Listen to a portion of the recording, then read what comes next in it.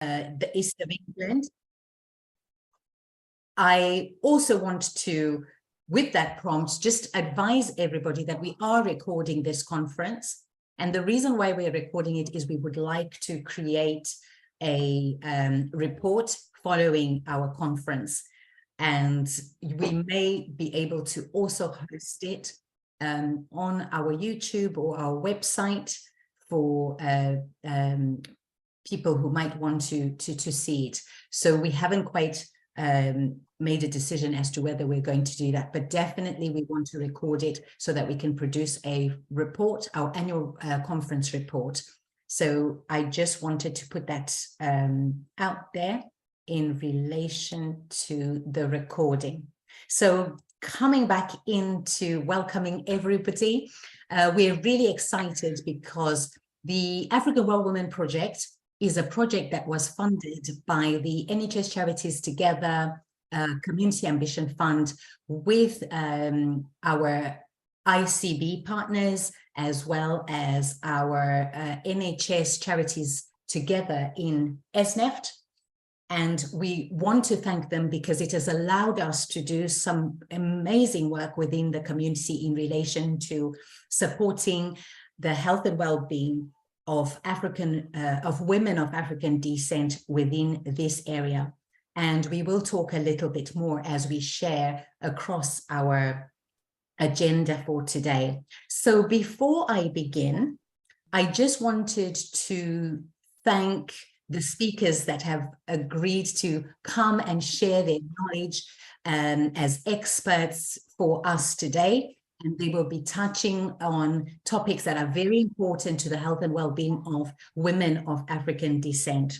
So over the next 2 hours, we're going to delve into a variety of topics, and these topics will include women's health and wellness, mental health and self-care, reproductive health and family planning, including, I think it's parenting. So we wanted to also include parenting in the diaspora for professionals and Black women. So we're really excited with this year's agenda being our first conference. So I hope that everyone will have a great time and you will leave feeling inspired, informed, and equipped with new knowledge and resources that can help you to make a positive impact in your own life and in the life of women and girls of African descent that are in your home or in your community. So without further ado, it is my pleasure to introduce our first speaker, who is Abby Mango. So Abby Mango will be talking to us about fertility. Abby is a specialist fertility nurse, and she is coming to share her knowledge and wisdom with us today. So please help me to welcome Abby Mango. Thank you. Thank you, Beulah, for that introduction. I'm not too sure, Sarah, I don't have sharing rights. So if not, you can just, I'm happy for you to control the slides, either way. Okay, Beulah, do you want to give Abby sharing rights, or I've got her presentation ready? I've just done it. Thank you so much, Abby. Okay.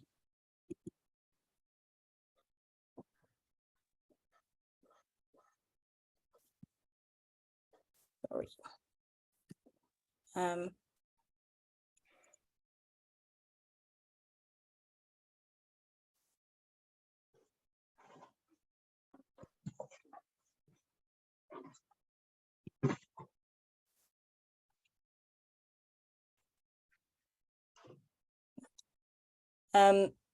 You can see my slides, right? Yes, we can. Okay, fine, great. So, hi everybody. As Beulah said, my name is Abby, and I am a fertility specialist nurse. And I wanted to talk to you about the importance of fertility education in our community. So, the first thing that I would like to point out is, as we grow up, everyone is taught about how not to get pregnant, but no one actually ever tells you what to do in order to prepare for the next chapter for whenever you decide you want to get pregnant. So the incidence of infertility, according to WHO, it's 1 in every 5 couples. And within the UK, it's 1 in 6. And so, sorry, you can see the slides is fine. Okay, so the infertility causes, so there's so many causes. I'm not going to explain about the causes in depth, but just for you to be aware. So there is what we call ovulatory disorders, such as polycystic ovary syndrome, which most people are aware of. There is male infertility, which is about 20 to 30%. Tubal damage is the most common cause of infertility for Black women. And there is uterine disorders, unexplained infertility, and genetic disorders. With genetic disorders, I have a very big interest when it comes to what is called MRKH, or Mayer-Rokitansky-Kuster-Hauser, which is a genetic disorder when girls are born without a womb.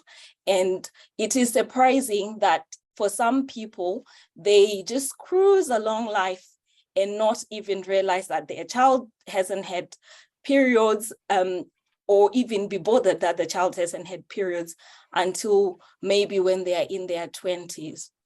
So the challenges that we face as Black women in trying to access or to, in our trying to access fertility health services. So there is health disparities and discrimination, which is a big thing. It is something that has been researched. Manchester University did a research, as well as the HFEA, which is the governing body for fertility clinics. They also have done a research, and there are disparities when it comes to women, Black women, accessing assisted reproductive therapies or treatments. And also there is the late representation for most women, but also the GPs or the doctors themselves, there is also a bit of a barrier where they don't refer Black women earlier for tests or for making a diagnosis. So they tend to end with a late diagnosis. And then that also leads to them having a limit in terms of what they can then access. Within the UK, we have the NHS, which offers funding. So when a woman then presents late, it then makes it difficult for them to access the funded side of fertility treatments. And then it means they will need to then fund for a private cycles for assisted reproductive therapies like IVF or IUI. And there are financial constraints as well. There is societal stigma and shame, which also hinders a lot of couples or women to go and access or seek for treatments. One of the other things is lack of representation. We find that the service doesn't have a lot of people that look like us, who understand us, and also maybe understand our cultural and our cultural backgrounds, as well as our values as Black African women. So those are the barriers. But so why is it important for us to educate each other? It is important, one, so that you can make very sound reproductive health choices. This starts from when you start to become sexually active. You need to be aware of the choices that you make because they impact your health. For example, if someone catches chlamydia, it may end up causing their tubes to become blocked. So when our younger girls or boys are making these decisions, they need to be aware of that. And like I said, the most common cause of infertility for Black women, it is tubal damage. So also, with reproductive health choices, it also ties in with fertility preservation choices. When you are aware, then you can also decide if you want to preserve your eggs or for boys, their sperm.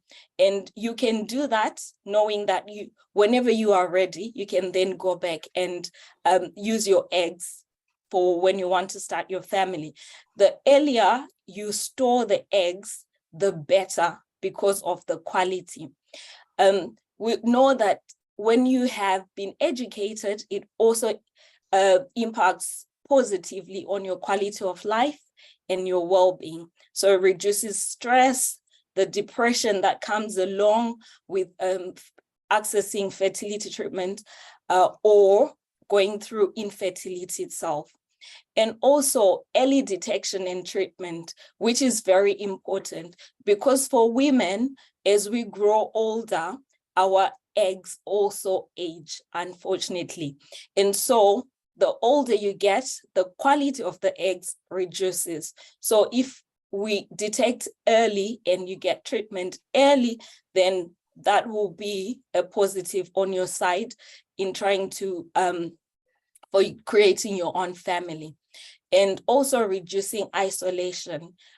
When you are equipped, then it's easier for you to access the support that you need and also ask other people, as well as join groups that are there to support you. So the benefits of fertility education, as we are doing today, we're increasing awareness. We're empowering the women that are on this platform for them to be able to make better choices for themselves, and also equipping you to address disparities. Because once you know, then you can also even challenge your doctors or your GPs when you go. For someone who's trying to have a family or creating a family, if you realize that you haven't, after a year of actively trying to get pregnant and you still haven't achieved a pregnancy, then you need to start accessing your GP services for them to start doing some tests. So this is part of what we are driving at today, reducing implicit bias. So implicit bias is when your doctors just discriminate at you without them intentionally wanting to do that. We know that Black women or Africans in general, there is discrimination within the health sector. So once you are equipped and you know what you are, what you are worth, or what that which you can then be able to go and ask your GP for the right information, ask them to do the correct test for you. So it also then improves outcomes. The research that was done by the HFEA shows that the Black women, the outcomes when they come through for assisted reproductive therapies, it is lower than all the other ethnicities. So this is, once you are equipped and you take hold of your fertility decisions or your reproductive health decisions, then it will also help with the improvement of the outcomes. And what can we do? So this is the most important, I think, of my slides. We need to increase our educational campaigns. So like what we are doing today, we need more of these platforms. Online information resources. I have an Instagram page that I run, which is mainly just to offer information to any woman who's trying to conceive. But I also use that same platform to offer support to women that are going through assisted reproductive treatments, because the treatments can be very challenging and very isolating, and a lot of people go through stress when they're going through them. We need more workshops and classes, and the workshops and classes will also need to include doctors, because they also need to be involved, and support groups, as well as partnerships with healthcare providers and culturally sensitive services. my last, what I will leave with all of you is that knowledge is power. Information is liberating. Education is the premise of progress in every society, in every family. And that was from Kofi Annan. We need to equip ourselves so we can make better choices for ourselves. Thank you. Thank you so much, Abby, for such an informative session. I know that people were telling us in the chat that the slides were not moving, but we didn't want to disturb your flow because you were really flowing quite well, and everyone, I suspect, was also, you know, glued listening like I was. So I just wanted to open up to the floor. Are there any questions for Abby in relation to what she has just shared? We are going to share resources, just to say this to our participants in the conference. We will share some of the resources that we are hearing today. So if you didn't see all the slides, not to worry. If we already have your email address, we will send them through resources for the conference, and that information will come through. Is there anyone with questions for Abby in relation to her talk on fertility and Black women? I will say that most people tend not to ask questions because it's a group and it is fertility. And for some reason, I think there is a bit of a stigma attached to it. I'm not too sure whether it's because it's talking about sex and periods, but I am here to help and support if anyone wants to ask.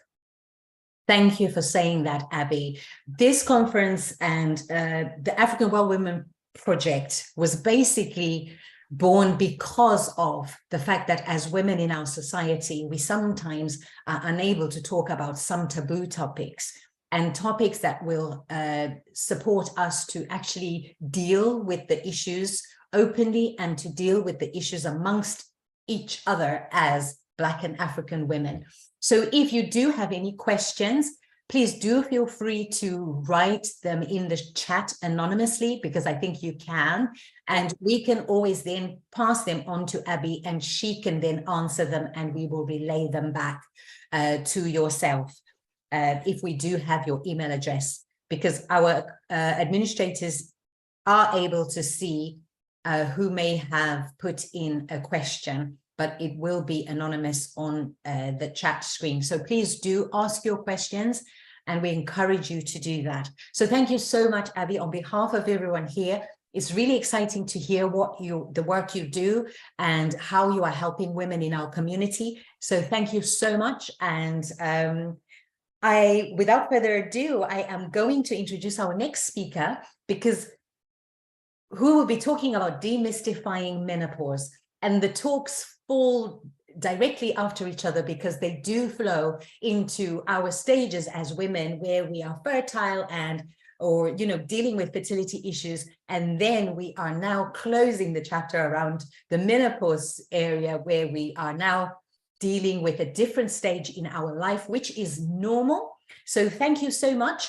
Help me to welcome Vonai Nyamazana from Ketura. She is going to be talking about demystifying menopause. Hi, thank you so much, Beulah, for having me on. And hi to everybody, every lady on the platform. Abby, thank you so much for that. And as you were speaking, I was just thinking, wow, this is just like menopause. It is a topic that nobody really has spoken about. It's just one of those taboo topics that people stayed away from. So I hit around 45 and suddenly I was so unwell, but I had no idea why I was so unwell. I was tired. That was one of the first things that I noticed. I was always exhausted. I couldn't do too many things. I couldn't multitask. I'd lost my vibrancy, my fire, my motivation. I lost my self-worth. I lost my confidence, and I had no idea what was going on with me. With the exhaustion, what I realized was something that would normally take me an hour to accomplish. So for example, just getting up in the morning, getting myself ready and out to work, that used to take me an hour. I could do all that in an hour and be sitting at my desk at work. It was taking me an extra hour. So I needed 2 hours to get myself ready. And I just couldn't understand what it was. And then I started becoming forgetful. I couldn't hold my concentration. I started hating, absolutely loathing driving long distances. My eyesight started going, and I just started having aches and pains in my body. Now, being an African, like most of us probably on this platform, I'd never heard anybody in my family or my neighbors or my anybody talk about menopause. And so that was not the first thing that my mind jumped to. As a Christian, I jumped to prayer, and because I thought it is the devil's work, the devil is trying to steal my mind. And so I defaulted to serious prayer and binding the devil who wanted to steal my mind. Because why could I not read a story and focus and remember what I'd just read? Why could I not concentrate on stuff and retain the information, if you like? And so, being the Christian that I am, every morning, every night, I would bind the devil. The other thing that I did think was going on was early onset dementia. And I thought, again, it is the devil's work. I was binding early onset dementia. I thought I was going mad. And I thought it was witchcraft as well. But what this made me realize now that I'm where I am, which is a good, I'm now 55. So this journey started at about 45 years old. I had no idea what was going on. I tried to talk to other people, but nobody knew about it. At work, some of my white British friends said, try vitamin D. And I tried vitamin D. It helped a little bit because all I could say to them was, I'm tired and I don't know what's wrong with me. And so I tried vitamin D until one of my colleagues said, how old are you, Vonnie? Why don't you go and see a doctor? I think it's menopause. But of course, I'd never heard of menopause, you know, and I've heard some Africans saying, is menopause not just a white thing? Which is really sad that we can be asking such things, and yet we are educated women. You know, we are living in the first world, and still we hadn't heard of menopause. So once I got this seed planted in my mind that this could be menopause, I went off and I started doing my own research, my own reading, and I thought I'm going to beat this thing. Being a Black woman, we don't default straight off to medicine. Of course, being Black, we are strong women. We can beat these things. These things are white things. You know, we can do without them. I'm sure with prayer and good food and some herbals, I should be okay. But what I didn't realize was that menopause is a real thing. Menopause can affect our physical health, mental health, emotional health, our social life, our marriages. It really does. But that's not something that is put out there. So we have no idea what is going on. And if I had known what I now know, I would have been better prepared for this time, this season that will come. And what is so shocking and quite distressing is the fact that menopause is not talked about, was not talked about. And yet there is nothing to be ashamed of, because every single woman will go through menopause. Should we be blessed to live long enough, we will get to that point where our hormones, the hormone that is responsible for our reproductive health, will start to decrease. And because of that decrease in the hormone estrogen, our bodies respond by starting to feel tired.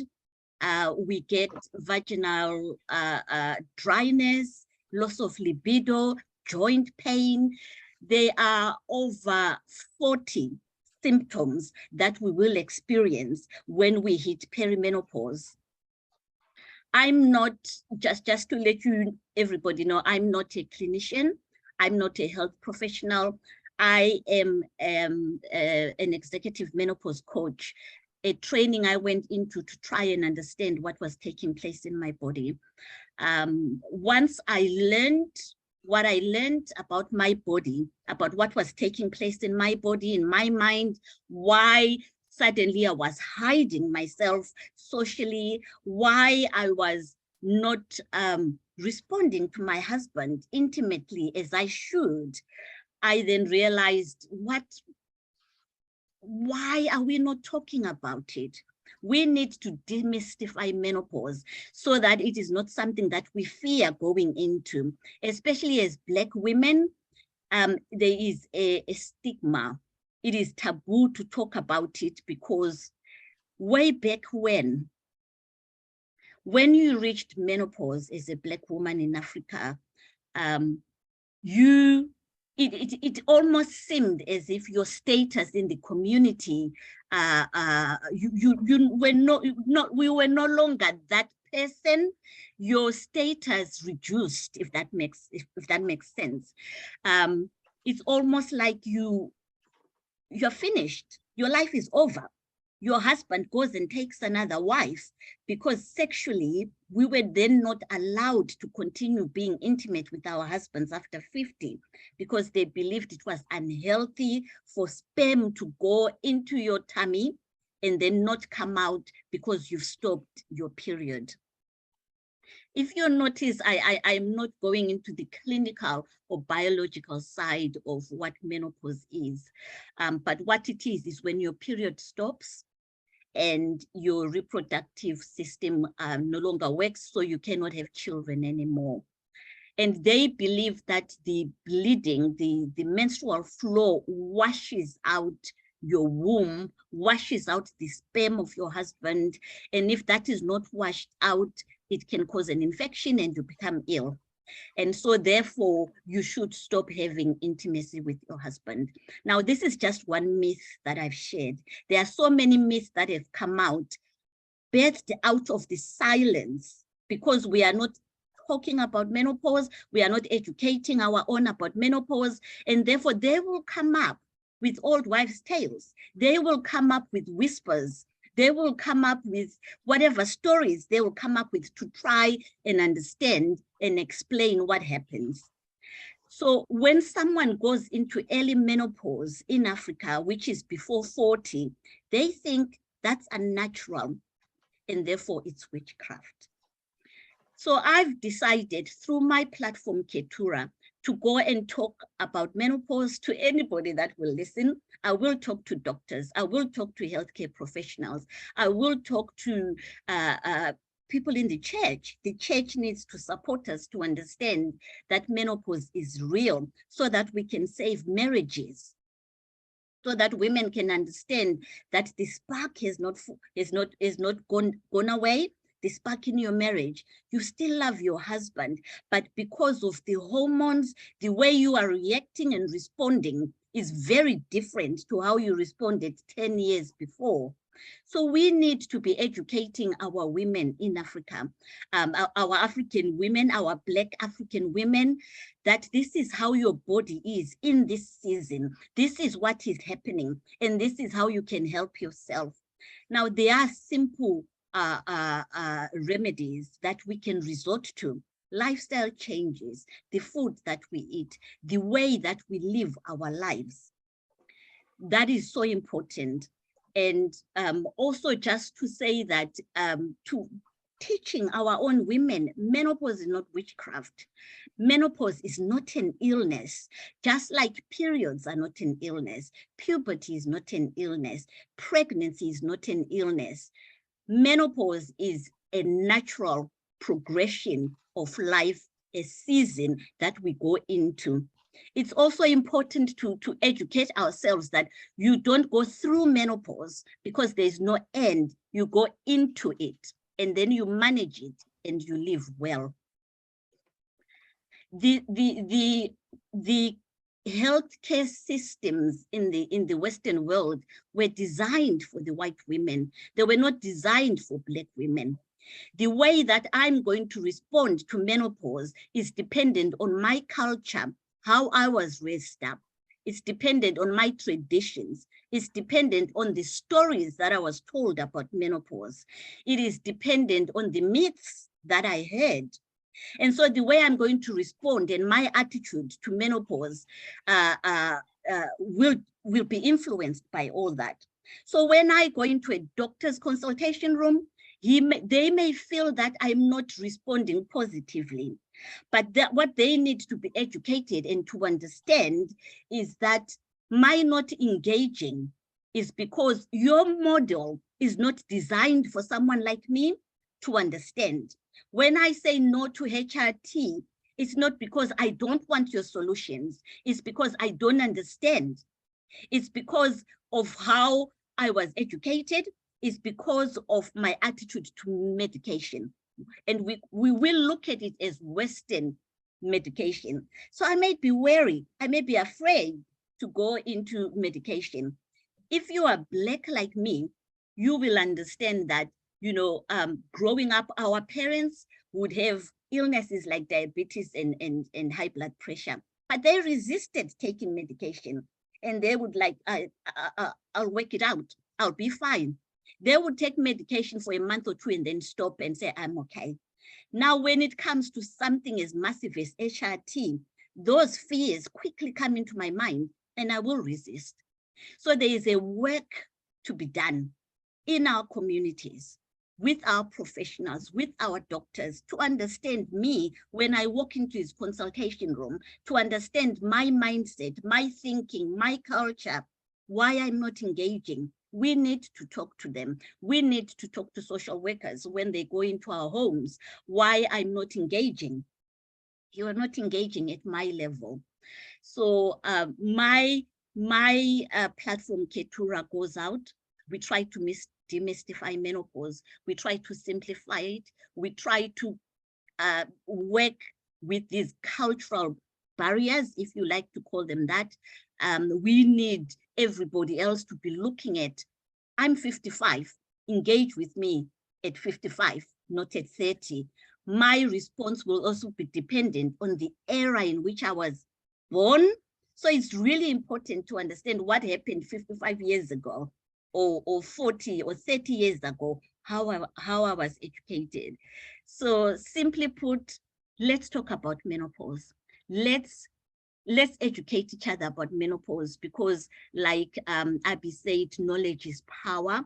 And I always say, when we know better, we do better. And this is not just for us as African women, it's for our doctors and healthcare professionals. When they know better, they will definitely do better as well. Thank you so much. Thank you so much, Wanai, for that very informative and insightful talk. I wanted to just point out, you mentioned two things that really struck with me in relation to the complexities in meeting the health and well-being needs of women from other cultures in the diaspora, or in the systems that we live in and in the country that we live in at the moment, because there's so much going on, and you articulated that so well. Thank you so much. And you also talked about the myths and the importance of educating ourselves about our own health and well-being, and understanding where you are as a woman personally in this day and age, and what you want to believe, and whether you want to continue to believe and test out some of these myths. Thank you so much for mentioning that. I think I've really taken those 2 points personally, because these are some of the things that sometimes get in the way, where you want to maintain your culture, you want to continue to, you know, uphold the things that you do traditionally, but where do you draw the line between myth and tradition? So thank you for raising that. Does anyone have questions for Vinay? Do you have any question at the moment around Vinay's talk on menopause? If you do, Sarah, please, do you mind just picking anyone? I can't see my screen for some reason at the moment. Abby has a question. Oh, hi. Just wanted to ask on premature menopause, because infertility, this ties in with what you do. And do you get to see a lot of young women that are going through premature menopause? Definitely, Abby, it is so common. It's more common than we are aware of. Young ladies are going into menopause early, prematurely, before 40, and it's real.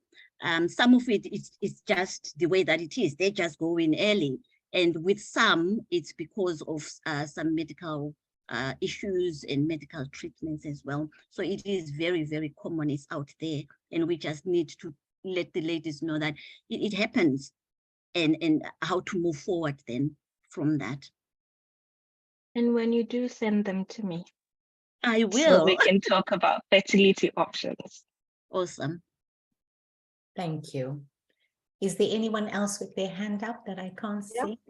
I just wanted to just to comment. Just listening to the ladies, we have just been talking, and about us being Africans not being treated like what our counterparts are.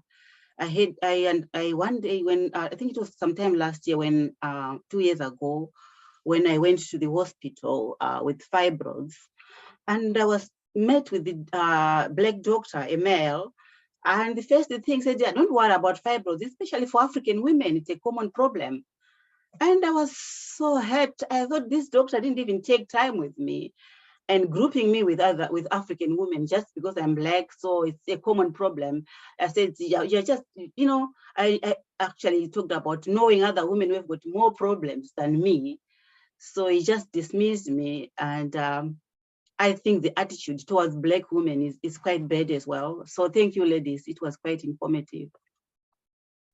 Thank you, Mary, for that question, for that comment. Is there any other hand? No? Yeah, Mathabang? Hello, hi, I'm Matabang. I'm one of the fertility nurses. I hope you can hear me.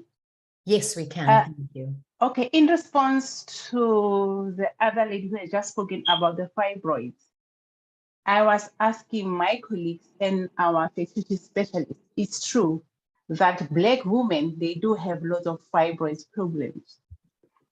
So if you look at our geographical areas, we've got different body structures, and then we have different fertility problems.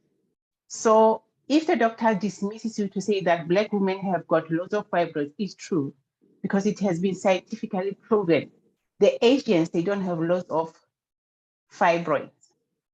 So if you go to the doctor and then they explain that you have fibroids, we need to explain and do some investigations before. Okay, thank you. Thank you for that answer, Matabang. I want to comment on that, actually. And my comment is in relation to, does it stop there then? I think in terms, if I come to the doctor and I am expressing like what Mary has said and telling me that it's a common problem does not necessarily help me. So there's a step further that I personally would feel that, you know, professionals, healthcare professionals who are supporting us as Black women should then explain and go on further to say, these are your options, rather than telling us that it's nothing to worry about because everyone has got it. So I think the science will tell us, and the research, that yes, as African women, we suffer more from fibroids. But then it's about the so what question. So now we know we do. So what are the solutions that are open to us, and what can we do about it? Or are we saying that the research says we do have these problems, and therefore it's something that we need to live with? So it's interesting. I just wanted to bring that angle, just to bring in some food for thought for people. I also have a question as well, or maybe even contribution. What, yes, we're hearing that fibroids is something that as African women or as Black women, we suffer more from. What role does nutrition have to play with that? And this is also for Abby's previous talk, when she's talking about fertility and also fibroids, and what do you call it? Menopause. Yeah.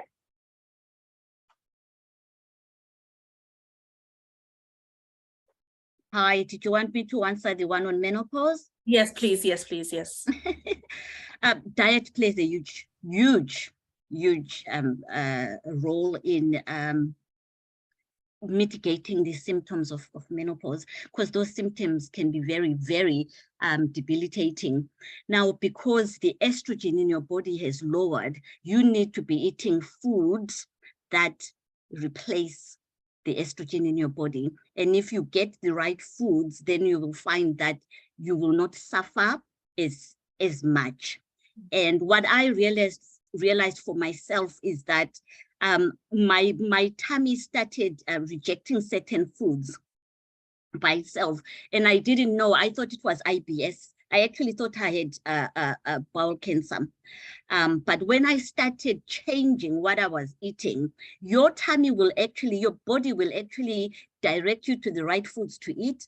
But the funny thing now is I started, my tummy started tolerating foods that I ate as a young girl growing up in Africa. So it's the African foods that I was eating. It was the more organic food that I grew up eating. And that is what I eat more of now. And my body is very, very happy with that. And that's why I'm so excited about this book today, actually, that is being launched, because I think for Black African women, we need to be looking at what we are eating and asking yourself, this food that I'm putting in my body right now, what is it doing for me? That should be able to help you and direct you. Thank you. Thank you. I'll be quick, Viola. So yes, for infertility as well, you really need to be aware of what you're eating. So for most Black women, we already have structures that are that puts us as big. So we need to try and reduce that. Women that are affected by polycystic ovary syndromes, they struggle with weight. And so knowing what to eat and making some lifestyle changes, exercising, those things, they really do help. And also on the NHS, for funding purposes, if your BMI is above 30, you will struggle to get funding. So you have to try and reduce your weight or your BMI so that it matches with what the funders want. And then I just wanted to also quickly comment and say that in regards to what Mary was saying, it is documented even on the HFEA, which governs fertility clinics. It's documented that the doctors do not know how to actually look after us as Black women or as Black couples. So sometimes they are not as caring as they ought to. And with some of our own Black doctors that we go to, they also dismiss us, which is because, I guess it's because they are used to us, or I don't know, there is a familiarity that makes them then dismiss you because it's common to have fibroids, or endometriosis is something that is, common. But it is, I think, finding someone that you can actually identify with and that can give you the right information and give you the right support for what you're going through, whether it's fertility or it is menopause issues. Thanks. Thank you so much, Abby, for that comment, and very informative for everyone today. In the interest of our time, I am going to bring in our mental health and self-care speaker, Elima Mandasa. I don't know if Elima is here yet.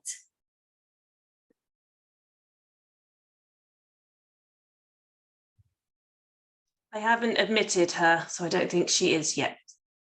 She's not here yet. Okay. We are supposed to have a 5-minute comfort break at 3:55. And I'm wondering whether we may want to take a comfort break now and then reconvene in the next 5 minutes at 3:55. I'll give people an extra minute. If people can come back at 3:55, maybe have a comfort break, make a coffee, or replenish your water, and we will see you back here at 3:55. You can just close your cameras and mute yourself and stay on, and we will see you in 5 minutes. Thank you.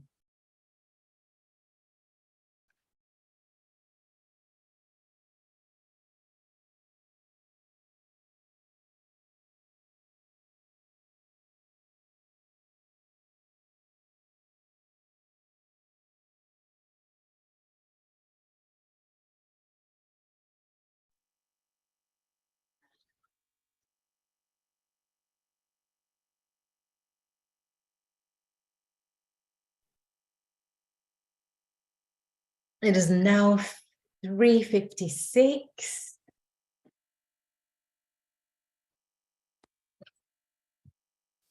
I hope everyone is back and we can resume our conference.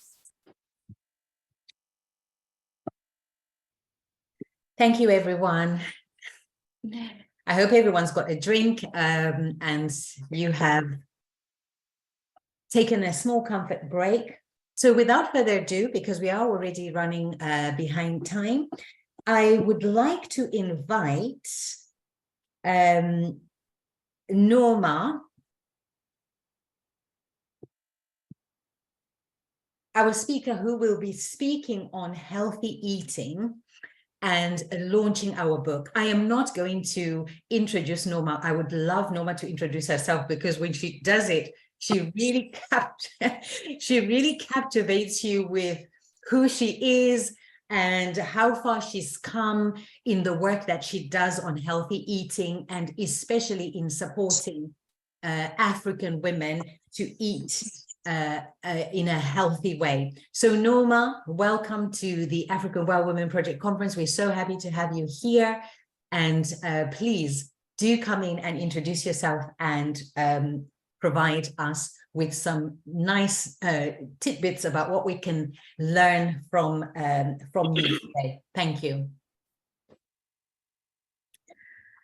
Thank you so much, Bula. Thank you for inviting me to this African Well Woman Conference, and thank you to our previous speaker, Abby and Wanai. I always feel so guilty for calling women by their names, it's, you know, because we were raised to say, you know, auntie, mom, so and so, but we're all young women here, so please don't feel offense. Often reminded by the late Nelson Mandela, our hero in Africa, all over the world, globally known. No matter where he went, and despite the fact that, you know, he's known globally, he always introduced himself. Hello, I'm Nelson Mandela. And I'm pretty sure to the people listening to that, they'll be like, well, yeah, we know who you are, you know. So who am I? I'm this small. So I'll introduce myself. My name is Nomalanga Senda, and I always like to tell people what my name is, because I think you will understand everything about me. So my name, born and bred Zimbabwe. It's a Ndebele name, Zulu name, whatever you want to say. And it means Noma, mother, Langa, son. But obviously it's not mother, son. It's, if you want to, it radiates and exudes the energy of the sun. And as we know, the sun is nourishing. Everything grows under the sun.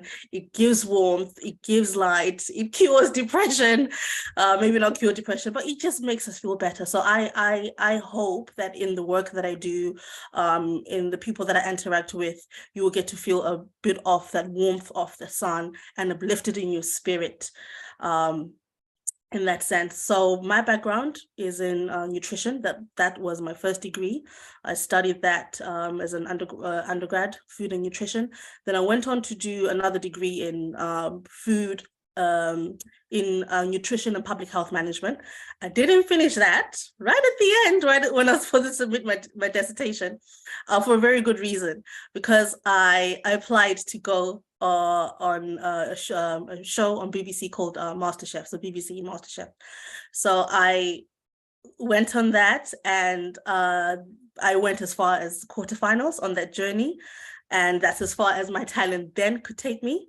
So I've always had the passion for food, for cooking, and yeah, hence why I went to study it even further. And then later on, I went to do and complete a master's in project management. But my love for food and cooking has started from, I know it sounds so cliche, from the age of 3 years old, from when I could remember my earliest memory of my mom cooking in the kitchen. I'll always take scraps, pieces of onion and onion peel when she says, go throw this away. And in growing up in Zimbabwe, we didn't have this,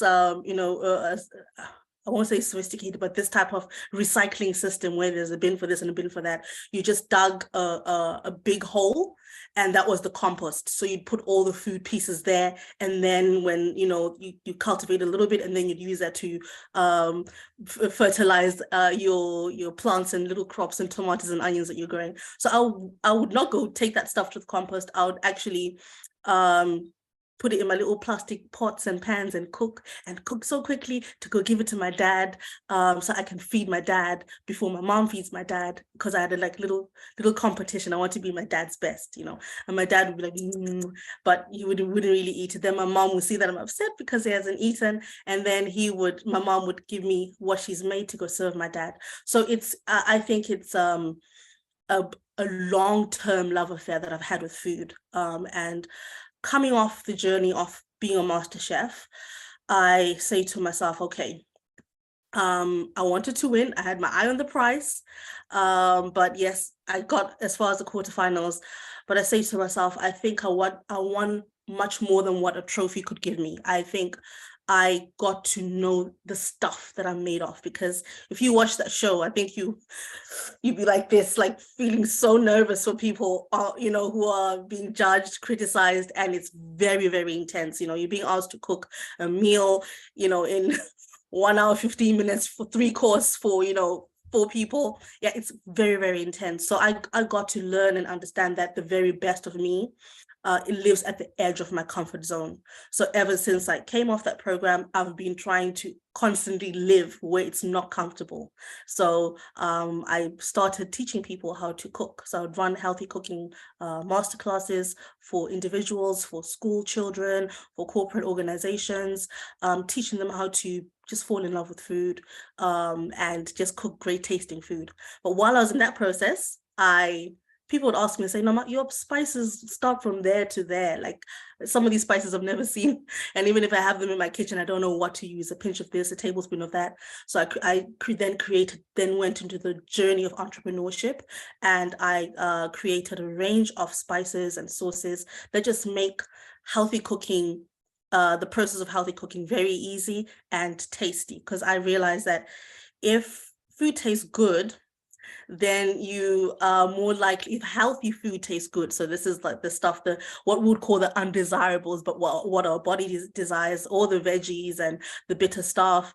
If we know how to make that taste great, then you don't feel like it's a diet, it's a chore, or 30 days of eating cabbage. And then, it's just becomes healthy eating, just becomes a lifestyle. So that's just my background. And of course, I'm a mom of two. I've got a little baby now. It was very fresh, newborn, and I'm enjoying that journey. So just the phases, and it's very interesting that when Abby and Bonai were also speaking, Abby speaking about fertility, Bonai speaking about menopause. When we look at the health of women, and when we want to consider our well-being, we have to understand the evolution of the woman. So a woman's nutritional needs is different when she's a girl, different when she reaches puberty, different when she's going through in her 20s, 30s, and evolves as we mature and grow wiser and advance in our years on earth. So it's our nutritional needs are never ever the same. So when Beulah gave me the call to say, hey, Norma, we have a project that we're doing here, Ladies of Suffolk. We have an African Well Woman project. This is our vision. Can you help us bring it to life? I say, Beulah, this is a shared vision. I've always wanted to create something like this or bring something like this to life. And essentially, which is the book that we have here, the African Well Woman Cookbook, which is a pride and joy for this project. We've come so far. It's been months and months. And when we first started working on this, I was, a little bit pregnant and all throughout pregnancy, working on this, going back and forth, just so that this, it's this way, turn it around. We can bring this baby to life. And one thing that we spoke about with Beulah was, coming from Zimbabwe, and this is not just for the Zimbabwean woman. This cookbook is for the cosmopolitan, I would say cosmopolitan African woman.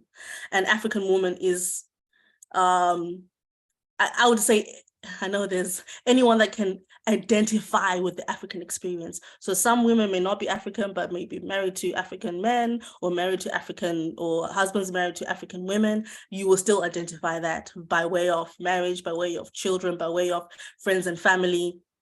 And living, especially in the UK, it's so diverse, so cosmopolitan. So this is for the cosmopolitan African woman, and especially for us in the diaspora. We have our foods, we have our African foods to say, today I'm missing sadza, I want mazondo. This is,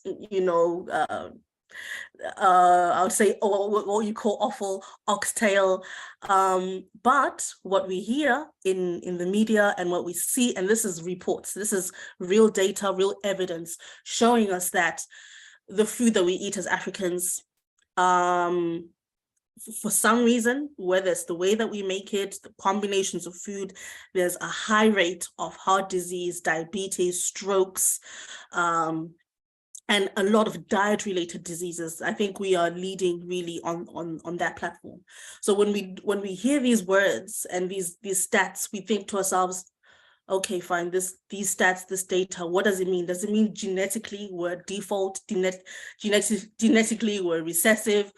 What is it about the Black woman that causes her to be more susceptible to diabetes, to heart attack, to stroke?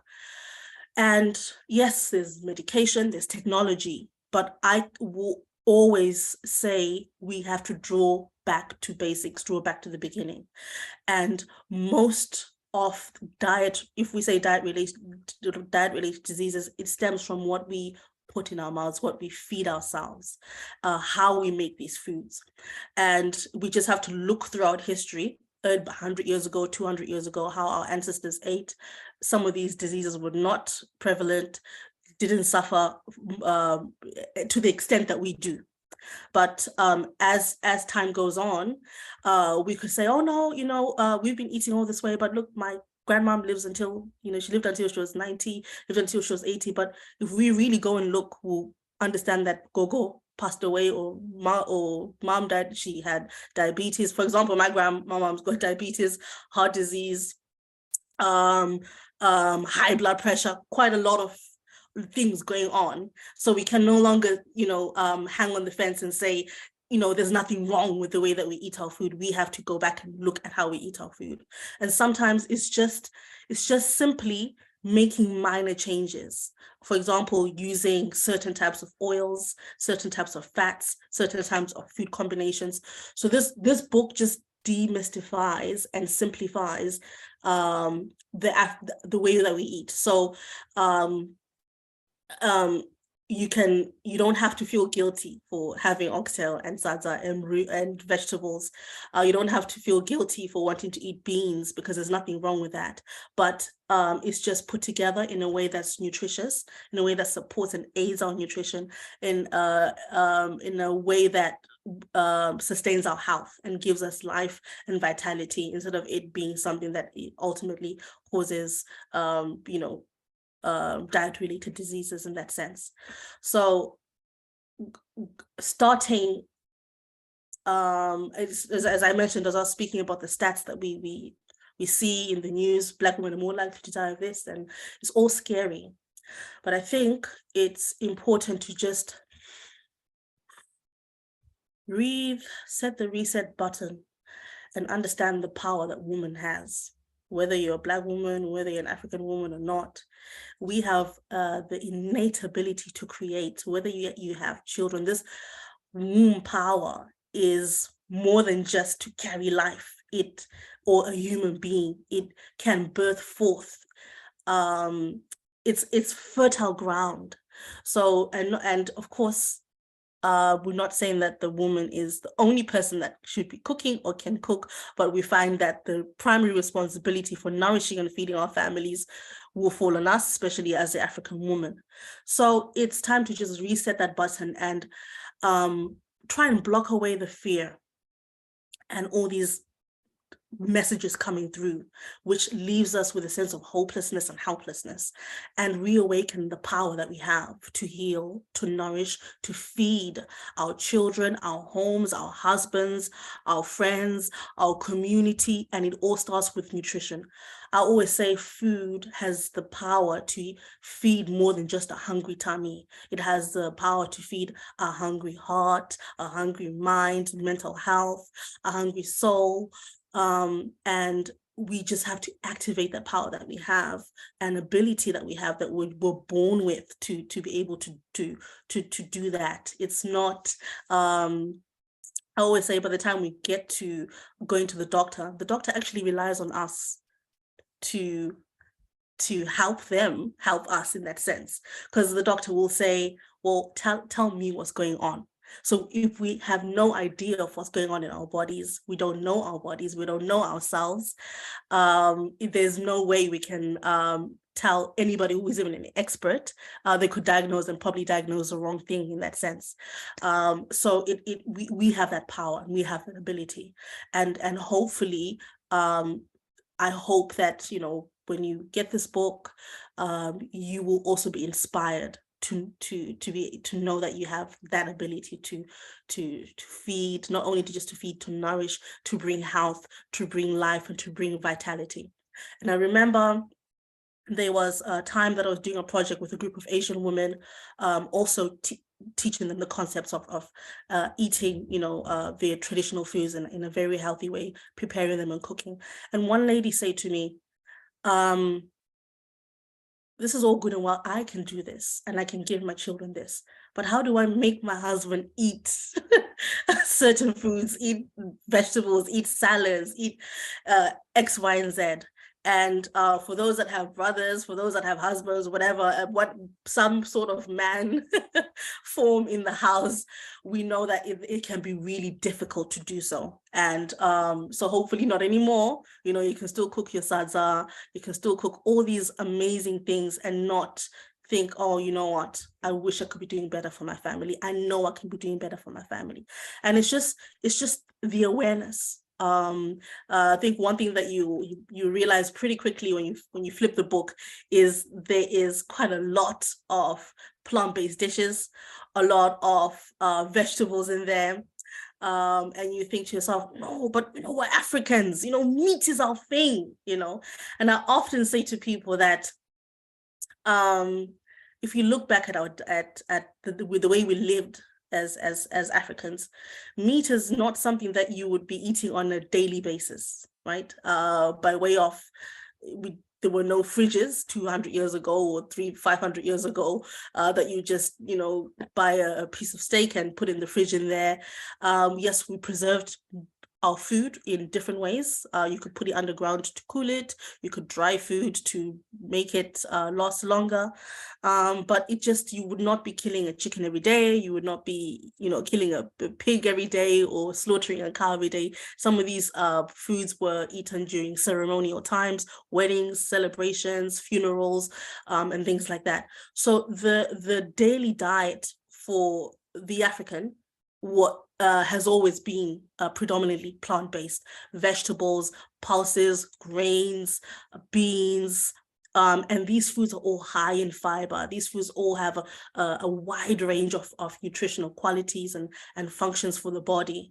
So yes, please be open. Just be open to that idea, and be open to exploring and experiencing our indigenous traditional foods in a way that is accessible. And these are everyday ingredients that you could find in Tesco, find in Sainsbury's, find anywhere. But yeah, just be more open to that understanding that it's not eating predominantly plant-based, not new age. It's not it's a trendy thing right now, but it's always been the way of life for us. And another thing is listening to our bodies. There are some times where we're feeling a certain way and you have no appetite. And having no appetite does not mean that, yes, you may be sick, but your body is just simply signifying you to say, stop. Just pause with the food, just drink more water. It's time for me to heal. It's time for me to mend, because of the amount of energy that is required to digest food, almost about 70% of energy that we use to digest food. So when we're sick, we have a fever or something's wrong with the body, sometimes the brain just sends messages to say, let's just cut this a little bit and focus all that other energy into healing, into repairing, into restoring. So yes, this may be a cookbook, but yeah, at certain times we require to not have food. But and when that time comes, there's also recipes. I think there's about 2 or 3 recipes that you can have. There's the African Well Woman elixir. I'm not gonna just a sneak preview. It's just like a tonic, herbal drink, but with stuff that you can find in your supermarkets and stuff, just everyday vitality and wellness.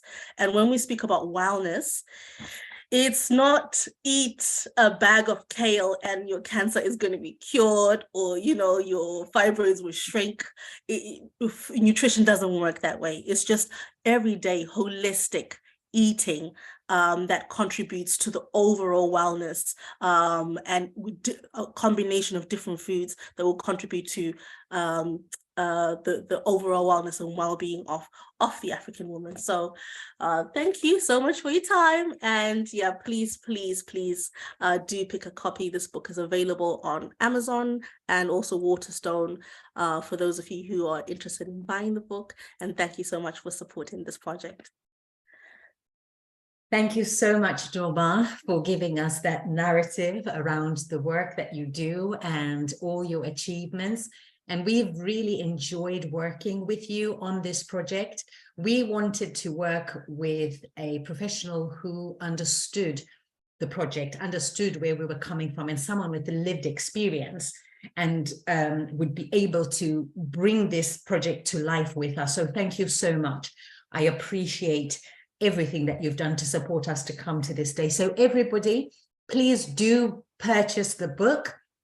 The book is co-authored by Nomalanga Senda, as well as the African Well Woman Project. And it is available at Waterstones, as Norma has said, and you can purchase your book on Amazon as well. Sarah has put the link to the book in the chat, and please do support the project and ensure you get your copy. And most importantly, it's about you eating healthy and changing your life. So thank you so much. Without further ado, I know we are running out of time. I would like to bring our mental health speaker, if that's okay. Elima, please do come in and share with us your mental health expertise around Black women and their mental health and well-being. Thank you. Hi, I'm Beulah. How are you? And hi, everyone. My name is Elima, and I'm so looking forward to discussing all things mental health with you. I only have 20 minutes, and that's how much time Beulah's managed to give me. I'm hoping to be able to say whatever I want in 20 minutes, but if not, I will try to cut it as short as possible. I actually do not have a mental health background per se. I actually have a general nursing background. But I was so passionate about it to the point that I decided to study it at postgraduate level. So in a way, yes, I am a mental health specialist. I am on my way to becoming one through academics and also through personal experience, which is probably why I am here today.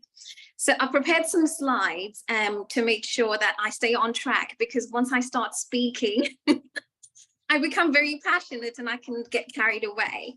So I'm going to try and share these just so I don't eat into everybody else's time. And then we can start cracking on about a very important issue that is very current right now, especially at the background of the cost of living crisis that we're all sort of experiencing, I would like to say, at the moment. So just to give you a little background of myself, beyond just that's it, yes, beyond just mental health, I also am a mother and I am sister as well to some ladies who are called Mimiso and Pepukai. I love reading and I love watching television, which is what I do most of the times, which is not very good for my mental health sometimes, but here we are. I also like to swim to keep fit. I don't have to do much to keep fit. I'm very lucky. My metabolism is very well regulated, but I do enjoy a swim, mainly because it keeps me calm and it keeps my anxiety at bay. So yes, that's the crux of it as far as I am concerned. And then I'm going to try and share those slides now, which will probably mute me and make sure I don't come out of your on your screen. So it's just loading now.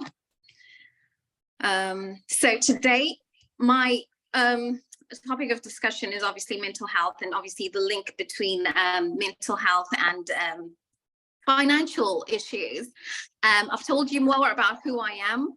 Like I said, my name is Elima Mandaza. I'm an advocate for women. I love women. I try to support as much as possible. And I have a daughter and sisters, and I'm an aunt to many.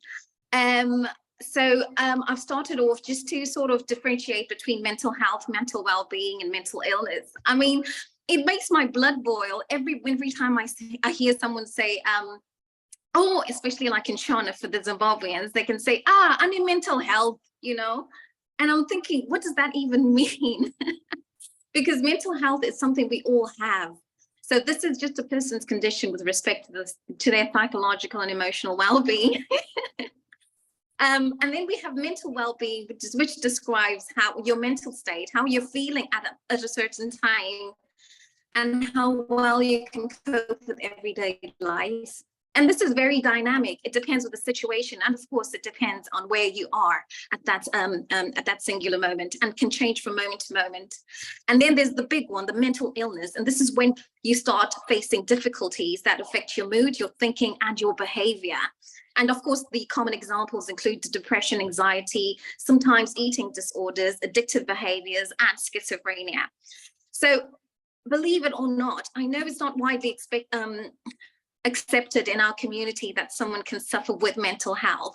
But I can tell you this here and now, that as Black women, as African women, we are very much susceptible to mental health difficulties. We just manage to sweep it under the rug and, in the guise of being strong, and then we just ignore it until it's way too late. So some of the reasons why we are susceptible to mental health difficulties is because of our cultural scripts, and expectations that we are strong and we can take anything emotionally, physically, everything. We're expected to work full time. We're expected to look after the home, look after our husbands, and still not crack under the pressure. And this also goes under the roles and responsibilities as caretakers, as pillars of the community. And I'm not very sure how I feel about that statement, because it puts undue pressure on us, because we're just expected to take everything. Which also leads to imposterism, because no one's perfect, and it can be difficult to juggle and to wear that many hats. Something definitely has to give. And then we have silent stigmas. I'm sure Abby has spoken in length about the fertility issues that we sometimes face as African women. I mean, if a couple cannot have children, automatically people assume it is because the woman is barren. And even though sometimes it is actually the man's problem, it's unfortunate, but this is how we are brought up in our culture. And then last but not least, we have code switching, which I am very, very passionate about. And as a bonus, I'm going to talk more about this, which is slightly off our main topic. But I've just come to understand that a lot of people do this code switching all day, every day, without actually realizing the mental strain it puts on them.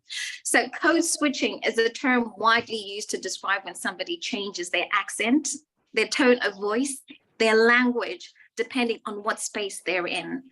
And this can prove to be physically and very emotionally draining.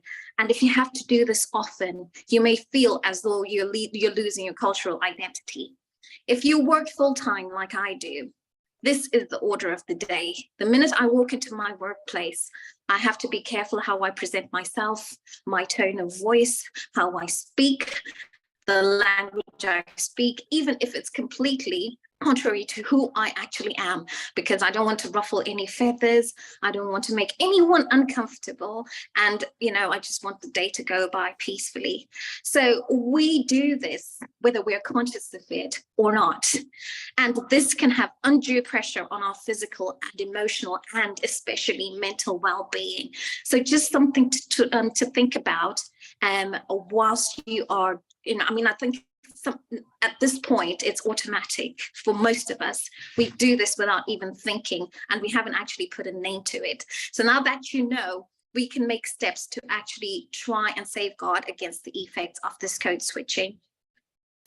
And also, like I said, I wanted to talk about something very pertinent, especially now with the rising cost of living. So I've put a very clever title, Money on My Mind on My Money, because I love hip hop, but it is very relevant to what I'm going to speak about today. And especially now that post-COVID, in England alone, close to 1.5 million people are experiencing both problem debt and mental health problems. So if anyone knows Martin Lewis, is very popular. He gives money tips, and I think he's the original owner of comparethemarket.com. But people with, and it says he has stated he has a money and mental health policy institute, and he states people with debt problems are significantly more likely to experience mental ill health. So how can debt affect your mental health? If you've ever been in debt, you know exactly what I mean. You can't sleep at night because you're worrying about your debt. How are you going to be able to pay that off? This loss of sleep will lead to low energy, obviously, a low mood. And if you have to wake up in the morning to go to work, you'll experience memory issues and trouble retaining information, which causes you to underperform, more sick days off and loss of income, depending on what you do. For example, an agency nurse cannot afford to take any sick days off because once she doesn't appear for work, she doesn't get paid. Debt can also affect your mental health because it increases your anxiety, especially when you start getting letters from bailiffs, from your creditors, asking for payment ASAP. They refuse payment plans, and then bailiffs start knocking at your door. Sometimes unknown numbers on your telephone can trigger you, and you can start to think the worst. And obviously, I don't know if I went through this, where I went to a point where I couldn't even bring myself to open my letters, and all my unpaid bills were piling up. And especially now, there's a lot of pressure with social media, where people are very much under pressure to live well, to appear as though they're living well and they're not struggling. So we have stigma around debt, which can mean people struggle to ask for help and consequently isolate themselves. This is very common and more often than not, and it really contributes greatly to the whole social exclusion issues, which is definitely a story for another day. And also, if someone already has a mental illness, financial difficulty rescues people who suffer with depression, for example, are 4 to 2 times more likely to continue suffering with it after 18 months after, as compared to people without any financial problems. So as you can see, debt can affect your mental health. So I'm not going to patronize you and start telling you how you can get rid of your debt. And besides, this is beyond the scope of this discussion. But what I can say is you have to seek help, and it's better to get on top of it, because it becomes like an avalanche of all the wrong things that can happen. Mental ill health as well, conversely, can affect your finances, because you have more time off work, you have reduced income. Depression will cause low energy and motivation to make and keep track of your money. It also causes abulia, which means you stop trying, you struggle to make basic everyday decisions affecting your life. And when you're going through manic episodes, depending on which mental illness you're suffering with, especially characteristic of bipolar disorders, you become very impulsive, which can lead to very unwise or unrealistic decisions about money and investing, thinking about gambling, etc., etc. So how best can you help yourself? There are many ways. Like I said, I'm not going to patronize you and start telling you how to take care of your mental health. I'm sure you hear about this left, right, and center on social media and everywhere else. So I will try to share something that you probably never heard before. Obviously, you want to speak to a debt advisor. That goes without saying. But then you want to talk to someone you trust as well, so that you feel less hopeless, and that and feel less that your experience is unique to you. A lot of the times you think you're the only one who's going through certain things or certain life events, but when you get to speak to other people, you'll realize that, oh, really, actually, I'm not alone. And then you can share experiences, and this will definitely make you feel better. There's you can also find out if you qualify for breathing space, especially if you're neck deep with debt and you have creditors calling and writing to you left, right, and center. Breathing space, which is a scheme that freezes any payment demands from creditors whilst you're seeking advice. So you can find that there's actually a whole website dedicated to this. It is called breathingspace.uk. And there are mainly 2 options to choose from. There's a standard 60-day breathing space whilst you're seeking advice, or a mental health crisis breathing space, which has no time limit. Now, for the second option, you might have to get a letter from your general practitioner stating what mental illness you have and what medication you could be on for that mental illness. This helps to get you the mental health crisis breathing space, which has no time limit, and give you enough time to negotiate with your creditors as to how and when you can pay off your debts. You could also try telling your creditors straight up about your mental health. And this may be difficult because, in my experience, they can very much make it difficult to for you. They wouldn't accept it. They will deliberately not be convinced about it, and they won't take you seriously. That letter from the GP could help in this challenging endeavor, and it will go a long way into making time for you, which will give you less anxiety, hopefully some sleep after a long time, because you know, loss of sleep can lead to a lot of other very unsavory things. So I hope you found this really, really helpful. Thank you very much for listening. I'm hoping there aren't any questions and this was very clear. But yes, this is what I thought I would share with you today. Thank you so much, Beulah, for giving me this opportunity to talk to people and let them know, especially about breathing space and the code switching, because I've realized that not a lot of people are aware of these two things. Thank you so much, Elima. It's been such an informative talk.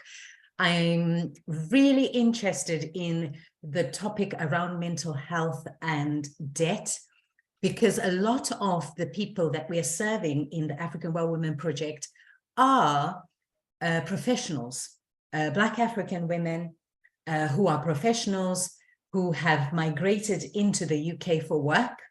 And the topic you brought up is so interesting and is of benefit to our to the women who we serve as a group. I wanted to say this at the end of the conference, but this has really energized me, because we are going to bring back each speaker for a half-a-day workshop to really delve into what we are talking about today, because we realize that the conference itself and having that 10 to 15 minute talk is not adequate. But what we wanted to do was to introduce the topics, to really show people the challenges that are out there and the challenges that Black and African women are facing. I'm not saying that these challenges are not being faced by other women from other cultures, but we know that our experience may sometimes be worse than the experience of other women. And our needs are unique. And I am so excited for what you're going to do with the African Well Women Project going forward, Elima. So thank you so much. Because of time, I want to encourage anyone who's got questions for Elima to put them in the chat, and we're going to ask Elima to answer those questions, and we will send them back through with all the information and resources after the conference. So thank you so much. I do appreciate you coming along today. Without further ado, I keep looking at my clock. I would want to bring in Fadzai. I'm really excited as well about Fadzai's talk, because I think parenting in the diaspora has been a challenge for a lot of women, a lot of Black African women who have come from other countries into England to work, and managing your professional life, managing all these things that we have to manage as women and professionals at the same time. So welcome, Fadzai. Thank you so much for coming to speak to us and to speak to our system on these issues. Thank you so much. So I will leave you to it. Wonderful. Thanks very much, Beulah, and thanks so much to my other panelists and speakers who've really spoken really into the core, into the heart of women and mothers. I join you women this afternoon. I'm a mother, and I'm passionate about motherhood, parenting, and all things migrant parenting, what it means to be a Black mother in the United Kingdom. And so this is what we're going to be talking about. When Beulah mentioned about the Well Woman Conference, I was like, oh my goodness, you know, we can talk about mental health, we can talk about money, we can talk about the cost of living, but what's keeping most of us awake is our children. You know, we can admit in this place that, you know, the worries that we have when it comes to our children, it's keeping us up at night. So when our children are doing well, we are going to be able to enjoy good health. So just bear with me. I'm just going to share a couple of slides just as we're exploring what it means, you know, what does it really mean to be an African woman in United Kingdom at the moment. So I want to pay my respects to those who've gone ahead of me. I think I came in briefly when I was talking about menopause And we know how that plays out to mothers who are, going through the hot flashes, and some of you might be having teenagers. And I was just laughing. I said, God has a very great sense of humor, because you tend to have menopause when your children are slightly getting older. So you've got teenagers who've got raging hormones, and you are also having your own hormones, and you've got all those things playing up in the family home. So I thought, in looking at today's topic around African women's well-being, what does it mean, And for me, I felt, well-being, it's about safeguarding. It is about, how can we allow Black African women of African descent living in the United Kingdom to safeguard themselves and their children? How can we allow Black African women living in the United Kingdom to thrive and to flourish? A flourishing and a thriving mother, she's an impactful woman who's also able to impact her children. And when I'm well, I think it was Norma was talking about eating sensibly, eating things that helps our bodies, that we feel better, that we can live longer, that we can enjoy a good life, that we can, have an impactful life of looking after our own children and grandchildren. And I think Elima was talking about a subject that is really very straight to my core as well, about our mental wellness. What does it mean to be in good health, to enjoy good mental health? So if you're a mom who's got all those things that my panelists talked about, you are a thriving mom. And it goes without saying that a thriving mom, it is a thriving children. But what we understand is, despite all those things that we've talked about with regards to mental health, menopause, cost of living, money, we really have got significant core issues that are going on when it comes to our children and when it comes to us as mothers in United Kingdom. My slide was meant to be reading, Black motherhood in United Kingdom. One of the key things that we know is from what Elima even was talking about, maternal mental health. When we look at mental health for mothers, what does it look like in Britain at the moment? And we know that, Black mothers, they're not really having a good time when it comes to accessing services that help them with their mental health. And we know, for instance, when it comes to giving birth, that, if you're Black, you're 5 or 6 times more likely to die in childbirth. So those are really significant figures. And when it comes to our children, this week we've had a couple of reports that have come through, our children as young as 8, they are being stopped and searched by the police on their own, and, if you've got a Black child, particularly if they're a boy, you don't sleep well at night, especially if they're not in the house. You're worrying that I hope they're in the right place. And you're worried that, I hope if they are stopped by the police, that, that it will go well, that, that encounter goes well, so we have all these anxieties that are really seeping through us. And Elima touched about what does it mean to have good health. We've got cortisol hormone that's circulating constantly within our systems because we're concerned and worried about our children. So how does that play out? How does that look like for us? What is it that, that we can do? What is it that we are asking ourselves here in this space? And I think, the responsibilities to ourselves as well as a collective. What can we do? When I was talking about eating sensibly, when I was talking about, what does the consultation with the GP look like, for menopause? And Norma was talking about, how we cook our food and how we maximize on that. What is it that we do? And I think a few of us will agree that we're doing quite a lot in terms of trying to find solutions amongst ourselves, the things that we are dealing with, the cost of living that Elima again talked about. These are standard every mother issue, every woman, whether they're white, brown, Black, purple, or blue. These are standard issues on top of what we are experiencing as Black mothers. So with cost of living, we're talking about, the sandwich generation. Some of us, we've got aging parents, and we're also raising our own children, and we're caught right in the middle. So we've got all these dynamics that are playing at us this afternoon, women, and we're thinking, what do we do? The odds are stacked at us. But, we're not here to be helpless. I'm hoping, that's why you've come this afternoon. We're not here to just look at our situation and feel overwhelmed with it, as it does. Each and every time you switch on the news, this is what comes at you. This is what screams at you. If you open the news at all, you hear cases around the racism, within the Metropolitan Police, how, it's really rife and how it's ingrained and how it is affecting us as a community of people. You hear about the case of a doctor who's taken her own life because of the racism within the institutions like the National Health Service. So we've got all these things that we see on a daily basis that are talking at how do we then enjoy good health? How do we thrive? How do we experience wellness and well-being when all these things are coming at us, when it's written in black and white? This is the Embrace report that is talking about, the experiences of Black mothers in giving birth. So we have all those things. And I just wanted to pause and just, really throw it back to you to say, what can we do with the issues we're having with our children? Because these are the things that are keeping us awake at night. What is it that we can do with the 8-year-olds who are being shot and saved by the police? What is it that we want other people to help us with?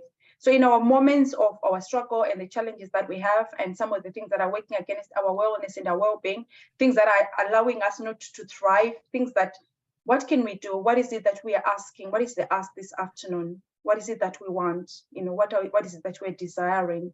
You know, what is it exactly that we want to see happen? It is in our gift, it is in amongst us. And I'm just so grateful, you know, that, you know, Beulah's got this amazing organization to really think about what does it mean for African women living in the diaspora? And this is what we're trying to explore, you know, together here and find it amongst ourselves. You know, what is the solution? What is the answer? And I was saying, you know, what are the 4 ways that we can support Black mothers? I think allyship is really important. Are the moms at school standing with us, you know, when they hear that an 8-year-old is being stopped and saved? What are the moms saying? Do we bring these conversations in the playground? Do we bring them to the play days? Do we talk about such things, you know, at birthday parties? I think we should. I think we should, and I would welcome, you know, your contributions, your conversations, and your comments, you know, this afternoon, because sometimes it is tiring, it is exhausting. We need allyship. We need other people to be able to say, you know what, Beatrice, by the way, that's my middle name, to say, you know, I'm really concerned, you know, what can I do to help? We want them to listen, want them to acknowledge that actually this is not right, that this is not fair. We want to think about, you know, those, you know, key agencies, you know, think about training, you know, statutory organizations, public services, you know, what training can we provide to be able to understand the lived experience of Black African women who are living here in the United Kingdom? What is it that we can do? You know, our employers, what is it that they can do in the workplace? You know, we've just had Elima talking about code switching, and I was laughing my head off. I was like, Elima, you know, it is exhausting. But, you know, if you're in that meeting, you're in a strategic role and you want people to understand, you've got to fit in what's going on. But at the same time, you know, it's really important that we bring our true self, our whole self, the authentic self in those spaces. But how do we do that as African women, as African mothers, as a matter of fact? And it's about, you know, safeguarding ourselves and also allowing ourselves to be role models that are able to impact our children. What is it that we are teaching our children about surviving in Britain? What is it that we're teaching our sons and daughters about thriving in these spaces? You know, what are the conversations? Are we engulfed with fear, worry, and concern? Or we're actually finding opportunities for us to find solutions to some of our problems? And I think by joining here today, this is a step closer to actually saying, come, let's talk about our issues. Let's put our heads together. Let's remove the competition. Let's remove the small chatter. Let's really move into things that are pertinent and important to us. And I think we've got to have our children high on the agenda. You know, the majority of us, we've stayed in this nation because we want our children to maximize on the resources that are available. A lot of us who came as economic migrants, we want our children to be able to flourish in this nation. So it is really, really important and timely that we're having these conversations. And I think, you know, one of the key things, you know, with those moms, the example that I've given, that is really important for us, for those mothers to listen, to learn, and be willing to lead in these conversations. It's also for our employers. It's also for our community organizations. It's also for our statutory agencies. You know, when I was making reference about the GP, we want the GP to listen to what I'm saying to you about my experiences of menopause. Listen to my anxieties that I have when it comes to my children. Listen to the concerns that I have when it comes to mothering in this nation. You know, what is it that we can do? We want, you know, statutory organization to start to recognize that, you know, we can do better, we can do more when it comes to our children. That is really important, that we really invest in the next generation, whatever that investment looks like. You know, we really did welcome the Chancellor when he talked about, you know, childcare, you know, that, you know, we're going to be providing childcare for parents and, you know, put some funding and some money to be able to allow parents to go back to work. So those are some of the things that we want to look at. We want to think about policies. How are the policies working for us? You know, we want to think about our colleagues in the workplaces. How are they dealing with the whiteness that we see in certain offices, in key roles, in certain places? How does that influence, how does that impact on the role of mothers and their ability to go home and thrive with their children? So I know when Elima was talking about code switching, you're so exhausted just from code switching. You've done 7 hours of code switching. You have to go home to teenagers that you need to, you know, to nurture, to love. How do you do that when you're well spent on just trying to fit in the whole day? And I think it's really important for us to find it within ourselves and to really pause and think about what is it that we're trying to achieve and what is it that we want to be able to accomplish. And this was just really to prompt you, for all of us really, to recognize, that these challenges that we face, they shouldn't overwhelm us, but there is an opportunity for us to be able to thrive in the various places and occupy our places effectively and wholly, and actually see our children thrive and see ourselves, be everything that we believe and desire for ourselves to be, and for those of faith to believe that, God has called us for such a time as this. So this is really timely. And I just thought I wanted to leave you with this. I'm currently reading this book by Brené Brown, when she talks about belonging. That, the challenges we are facing as a community of mothers and fathers and parents in this nation, it's about belonging. It's about occupying our places. It's about being accepted. It's about, finding our feet and allowing our children, to find space within the challenges that we face. So Brené Brown, she went on to say, true belonging is not passive. It's not the belonging that comes with just joining a group. You don't just join a group, or you don't have a citizen, or you don't have a passport, and all of a sudden you feel you belong because you've got a passport that represents a certain nation. It's not about fitting in or pretending or selling out because it's safer. It requires practice that requires us to be vulnerable, to be uncomfortable. It requires us to learn to be present with people without sacrificing who we are. True belonging is about taking tremendous courage to walk into hard moments. And this is what we are doing, thinking, acknowledging in this space that it's hard raising children in the United Kingdom. It's a narrative that I hear. I'm a public health nurse by profession. I run a social enterprise called Intentional Parenting, really talking about, parenting in the diaspora. And one of the key things that you hear time and time and again is that it's so hard. For those of us who've come from other nations and who know other way of parenting, raising children, we recognize and we acknowledge that. But in this very space where it's hard and tough, Brené Brown is challenging you and me that we can belong. We've got to have these courageous conversations about what are our struggles, what are those issues, and not hide. I can't remember who else was talking about hiding behind our makeup and masks and stuff, but actually being vulnerable and say, actually, it's really challenging raising children. So I just wanted to encourage you with that, and also call you out to action that, let's have conversations on what it means to raise our children and some of the struggles that we are having. Then we can safeguard ourselves and be able to safeguard our children. I didn't want to go into the, nicks and knacks of safeguarding. That's my core. That's what I do Monday to Friday. But we know very well that there are issues when we talk of safeguarding, when we talk of county lines, when we talk of child sexual exploitation, when we talk of bullying, when we talk of knife crimes. That's a conversation of another day. But today I just wanted to draw the thoughts and minds of mothers. What is it that we can do in the space to be able to thrive? That's it for me. I don't know if you've got any questions or comments.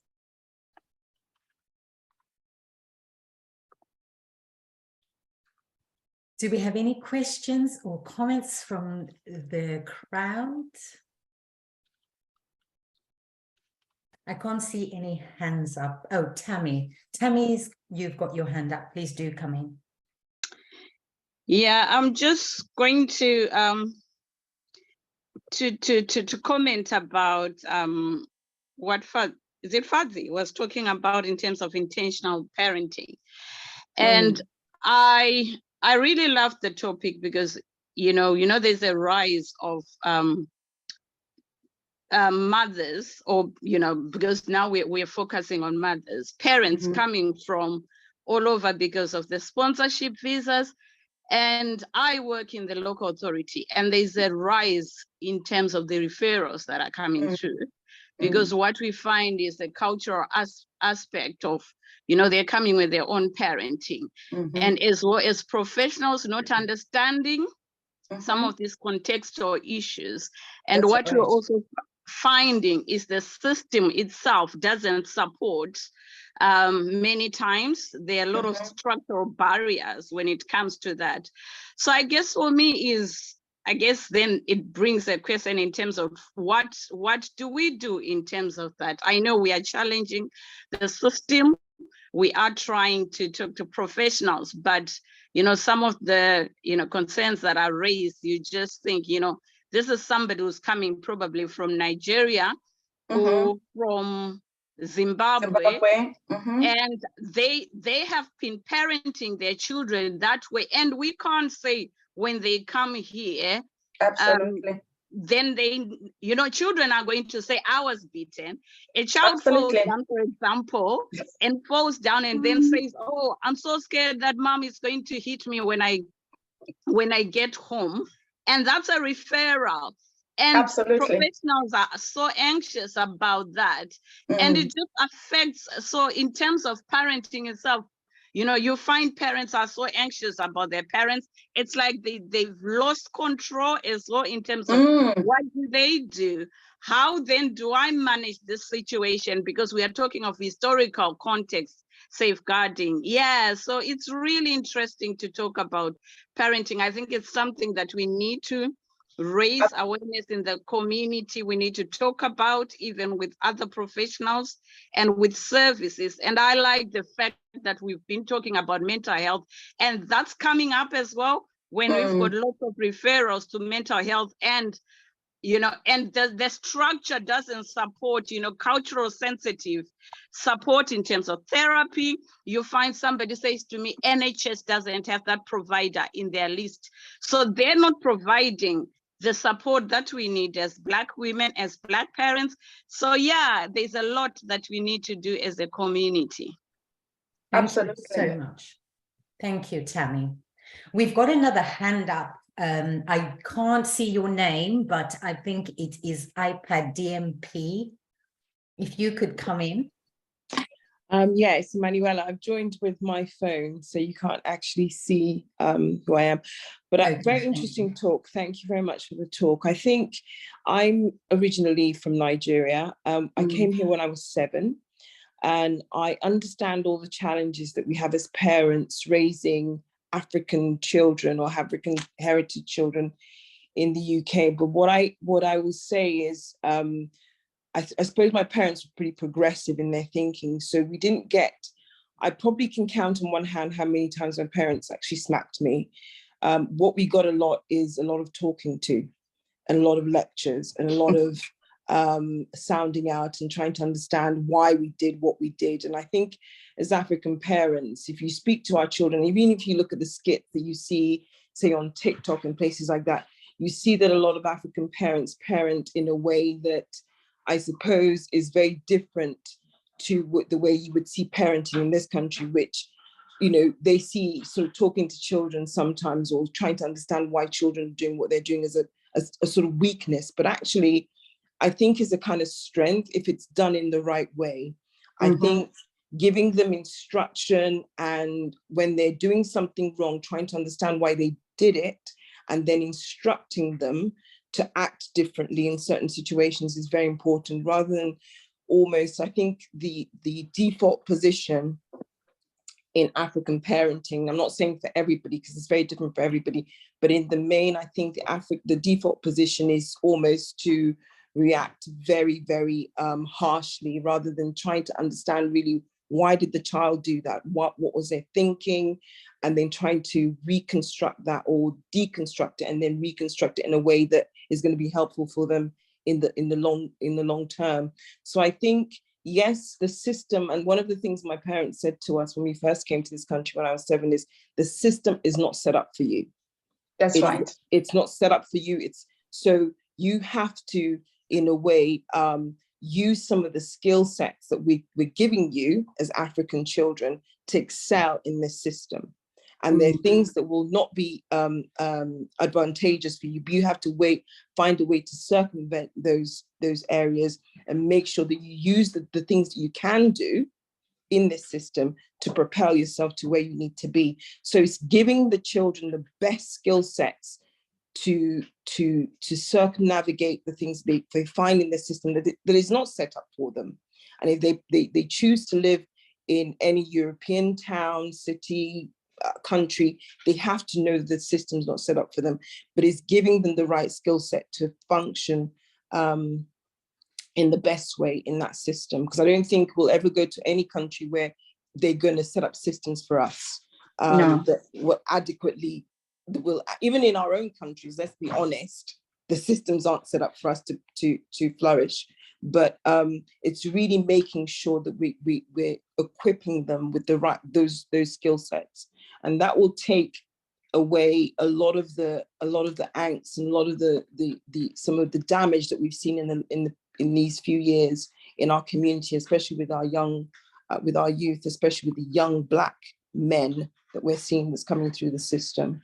But I think for me, it's all about equipping them and equipping our children, male, female, with the right skill set. And one thing my parents never said to us is the system is racist. They just, all the words that they use were very much, the system is not set up for you. Because I think once you put that into their heads, that the system is racist and the system is against you, that causes a trauma that we don't actually understand. It sets them back more than we even think or would ever know. But if you say to them, the system's not set up for you, but you can prevail and you can function and actually flourish in the system. It's really important. The language we use with our children is really, really important. I have absolutely, yeah. I'm glad, absolutely. you share the same sentiments and you share the same passion. And I'm really excited to hear Beulah talking about, another opportunity for us to really dig deeper into some of these conversations, because to be honest, there is a lot that we need to unpack when it comes to parenting our children. What is it that we can do? What can we work with? What is it that we are asking other agencies to come alongside, to work with us? So we hope to see you, once Beulah, releases those days, and then, we can have these conversations and collaborate and have conversations around what is it that we can do. Thank you so much for that. Thank you. Thank you so much, Manuela. I just wanted to round off. I know that our time is behind us, but I wanted to just round off on Fadzai's talk. Thank you so much, Fadzai, for asking us the questions. What can we do as a collective? And I think that we have started conversations that are important, and you can hear from what Emanuela is saying and everyone's contribution in relation to, as a collective, coming together as we have today powerfully. I think there's 93 of us right now on this platform. And the question that you're asking, I would urge everyone to go away and begin to start thinking about the solutions that we might have to these problems that we're talking about and these challenges that are ahead of us. Another thing I really liked is that your challenge for allyship from our communities. I think that was really powerful. And the organizations that serve us, we can't do it alone. And we need the systems and the organizations and our communities to support us. And when we begin to do this work that we've started, we are going to need that allyship. So thank you so much, Fadzai. And I do look forward to your workshop as well. Thank you. I wanted to now bring in two very important speakers, last but not least. As part of our African Well Woman project objectives and our vision, we wanted to train 5 health and well-being coaches to support our women in the community. And representation matters. And I think we are beginning to understand how representation can actually impact the journey of a patient or the journey of a child or a woman, a professional. So we wanted health and well-being professionals that look like us, who could support us and understand where we're coming from when we're starting to talk about these issues. So for example, if we've been to the GP and we're not feeling quite understood, or the GP has provided us with some support and it's a long-term plan, you can have a health and well-being coach to support you to actualize that plan and to support your health and well-being needs. So I would like to bring in one of our coaches who certified to be a coach in the African Well Woman Project.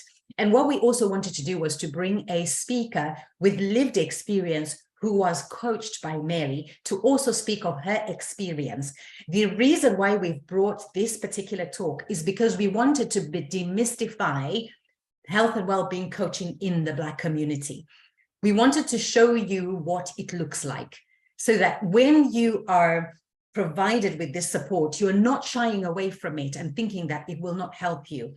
But we want you to engage with it. So we want you to have a taster of what of the experience of coaching. Unfortunately, we haven't got the time to actually show you a coaching session going ahead, but we will try and bring that live sort of session so that you can watch what happens in a coaching session. But for today, we're going to bring in Mary. who's going to talk about her experience in certifying as a coach. What is it? And just briefly, in 5-10 minutes, she'll be able to talk to you about that. And then she'll be followed by Tine, who is a lived experience coachee, who was coached by Mary during our certification.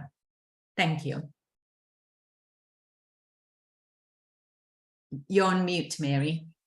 All right, okay, thank you so much, everyone. Thank you, Beulah. It's actually a privilege to be surrounded with such greatness.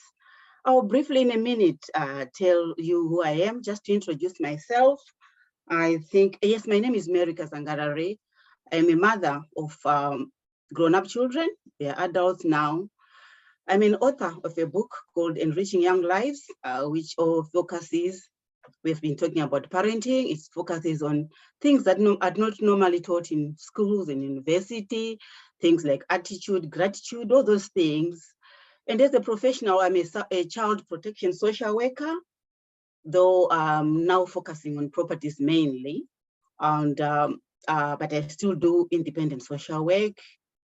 I'm the founder of Zizo Foundation. It's also a charity which focuses in a remote part of Zimbabwe and paying fees for deprived children. So it's my community, which I was born in Gokwe. So it's like really teaching a girl and putting back the resources. As we say, yes, I was coached by this program. And I just wanted to define what is coaching really. Coaching is not telling people what to do. Coaching is not giving instructions like a lecture. It's actually like a relationship between a client and the recipient and the person who is providing support. Coaching is basically about influencing behavior, enabling change. So it's the coachee is actually the one who comes with the issue, and they have their plan on how they wanted to be coached. Let's say, for example, when coaching about health and well-being, we've had a lot of discussions about that. If someone wanted to be coached about losing weight, for example, we all know how to lose weight. Even if you ask a 10-year-old kid how you can lose weight, they can tell you it's about eating less. It's about running, mommy. It's about going to the gym. It's about drinking a lot of water. It's about sleeping early. That we all know. And so why are we not doing it? What we need is not lots of information. It's behavior change. It's changing our attitude. It's consistent. It's commitment. It's having this great mindset about wanting to change. We've got the knowledge. Let's be fair. Let's face it. We know what to do, but we are not doing it. Why? That's where we come in as coach, as we were trained. We help everyone who might need a problem, like for example, losing weight, to bring them from where they are to where they want to be. We give them the guidance, although they are the leaders of their road, they are the leaders of their journey, they are the leaders of diverting when things go somewhere where it's not planned. But as coaches, we provide that road.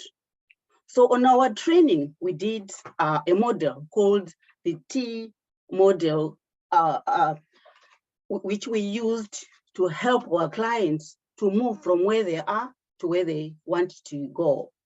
This model was done by Say Whitford. I think he is now late. So the model is called T-Grow model. It covers 6 topics. The first T is an acronym. The first T is about the topic which the client comes with. In most cases, they come with lots of issues which may be affecting their weight. It could be parenting issues, which we're talking about. It could be menopause, we're talking about. It could be mental health, which we're talking about. It could be whatever the topics which they come with, but they want to lose weight. As a coach, you encourage them to choose one topic, which will be their goal. What do they want to achieve? What do they want to achieve? Once they've got that in mind, then they go to reality. Where are they going from where they are, from where they want to go? What resources do they have in mind? What support they want, and how can they get that support? And that answer comes from them. As a coach, you don't tell them what to do. They actually come with the answers themselves. Then they've got the option. How will they do that? Which route will they take? What happens if something blocks them? What did they do before? So if they've tried it before and didn't work, they have to take another route. And that again comes from them. And at the end, then there's a plan of how they can move forward. This plan can be reviewed after whatever time we agree on. And once we've got that review, if things were not achieved from the plan they've set themselves in, they have to share what made them not do what they've promised to do or what they've put in their plan. Then the review can also suggest other routes and to change. So without this kind of support from the coach, they will not achieve their road, they will not achieve their journey from A to B. Because once they are blocked, there's a blockage. There's just nowhere to go. I can take an example of a young mom with 3 kids. Maybe she had planned to go to the gym, but she couldn't do it because she has got 3 kids at home, though she intended to go. So the purpose of having a coach is again to find alternative, rerouting. What other plans can they use? What other plans can they do? So I do feel as a coach, we have a lot of information. We know what we need to do, but what we need is really direction. But everything comes from us as coaches. As Beulah said, we are not going into details. I have Tine with me, who is one of the young ladies I coached, and she appreciated the coaching, and she just gave a feedback of how she has gained around that coaching she received from me as a coach. I had removed the camera because of poor quality. So Tine maybe can share a little bit of what she managed to get from the coaching session. Hi everyone, I'm Tine Benere, and I'm happy to be able to share with you my experience from the coaching that I received. First of all, I can say that it was quite easy for me to grasp or to take up or to have maybe positive outcomes, because Mary was someone who was so relatable, someone who looked like me, and she really understood where I was and where I'm coming from. As a young mom who is living in the diaspora, a young mom and wife, and who's also in the same profession with her, it was quite easy for me to speak on a level that I was able to, we were able to relate.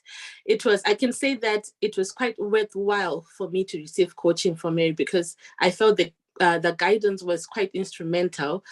I was able to grow. I could see that I have managed to grow, and I felt empowered afterwards because we set realistic goals which I felt were quite achievable, and that really equipped me to see myself differently. And I was able to see things clearly and also make better choices, whether from my career, my personality, and even my family life. I can say I became more accountable through coaching. It's like I have found a new way to just see things and be inspired each day. looking at life in a more positive way, because there is a time when you just feel like you're just stuck and you don't have anywhere else to go. And someone and coaching for me, what it did for me was to tap into those resources, which I didn't even know that I also possessed. But through coaching, I was to wrap it all up, to summarize, I can say that I was so empowered to move forward. Even the stuckness just sort of like dissolves and disappeared. I am more intentional even about the people that I surround myself with, the information I consume. So to me, coaching really has played a part in renewing my mind. Even though the coaching has ended, I still can go back and say, okay, what would Mary do? And it's also something like a continuous relationship. What would Mary say? Or, okay, I know I've dealt with this, something similar, and I can always have somewhere to go back to. So to me, it has really helped me a lot. And it has helped me to rid of anything that serves no purpose for me in any kind of form, and just to achieve and making sure that it ensured that I just get to achieve my goals and continue to strive to reach my full potential. Thank you so much. Thank you so much, Tine and Mary. That was really brave of you, Tine, to come onto this platform to talk about your experience. Thank you so much. I really appreciate your efforts and I appreciate your courage. It looks like we've come to the end of our conference. So I want to just say thank you to everyone who has taken their time to be with us today. I want to express my heartfelt gratitude to each and every one of you who has participated and engaged with us today. Your presence here is a testament to your commitment to your well-being and the well-being and empowerment of Black African women across our system, and not just Black African women. I think Norma said it quite well, that any woman who is from a Black African descent will resonate with a lot of the things that have been talked about today. So I just want to thank you. I also want to thank the incredible speakers who have generously shared their knowledge and the experiences and insights with us. Your expertise has provided us with so much information. I'm really inspired, and I'm sure everyone who has attended today has been inspired to carry forward everything that we've learned today in our own lives and as well as in our communities. Another thing I wanted to do was to acknowledge the hard work and dedication of the organizing team. Sarah, thank you so much. You have been tirelessly working behind the scenes, as well as our leadership team in the African Well Woman Project and LSEN. Thank you, guys. Thank you to our finance team who made sure that everything was sorted and paid for before today. Everything that we needed to have made sure, was fit for purpose for today. Thank you to Norma to supporting us with the book project. We're really, really grateful because that is an asset that is a legacy piece for this group. So I want to just say thank you so much for the time and the effort and the expertise that you've put in that work for us. As we leave here today, one of the things I want you to remember, the important discussions that we've just had. These are conversations we're starting to have as Black women or Black women from African descent who are living here, born here, no matter how you identify yourself with being Black African. We've explored so many topics today. I think just to round off everything we talked about women's health and wellness in relation to our reproductive system, family planning, menopause, mental health and self-care, our finances and the way they impact our mental health, our parenting, intentional parenting. I really love that term, intentional parenting, because sometimes parenting is just parenting, but are we being intentional? That has really challenged me today. Thank you so much. So please do make an effort to think about what we've started talking about today. And I'm hoping that we have encouraged you to start having these conversations wherever you are, whether you are with your family and your friends, in the workplace, in your community. Let us begin to work together collectively, as Fadzai has said. Let's work collectively and ask ourselves the difficult questions, and let's gather together and begin to have conversations with our allies who will help us to meet the needs that we are presenting today. So I want to just say thank you. I'm not going to take any more of your time because I am very mindful that we have gone over 17 minutes from the projected time that we wanted to spend as a starter conversation. But this is our first annual conference. We are going to have some more activities and especially put on workshops to delve deeply into the topics that we've started talking about today. So I want to make sure that you are engaged with us and continue to be connected with us. So if you have not joined through Eventbrite and we do not have an email for you, you will need to put that in the chat so that we can send you the resources and any slides, information, or any questions that you might have that you want the speakers to answer. We will be sending those resources as well as our annual report for the conference, as well as the work that we've been doing. So you can have a taste of what we're doing and you can engage with us in our conversations. And we want to see you at our second annual conference next year in March. So have a wonderful evening. And I want to thank you for your time. Thank you, everyone. Bye. Bye. Thank you. Bye. Thanks very much. Thank you. Don't forget to put your email address in the chat if you haven't joined through Eventbrite and you do want us to send you resources and to send you a link to rewatch this conference. Thank you. Wonderful. Thank you.